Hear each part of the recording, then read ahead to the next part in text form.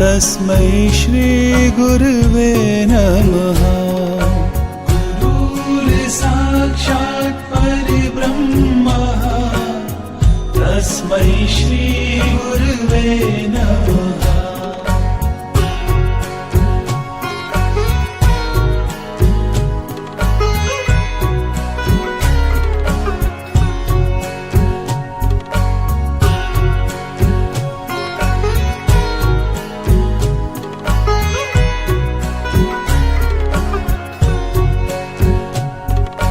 गुरुर्ब्रह्मा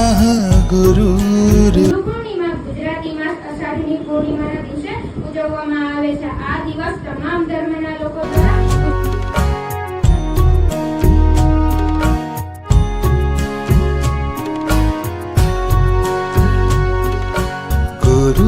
गुरुर्ब्रह्मा गुरुर्विष्णु गुरुर्देवो महेश्वरः।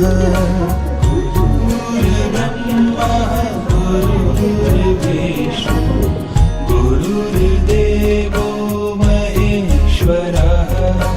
गुरुर्साक्षात् परब्रह्मः तस्मै श्री गुरुवे नमः।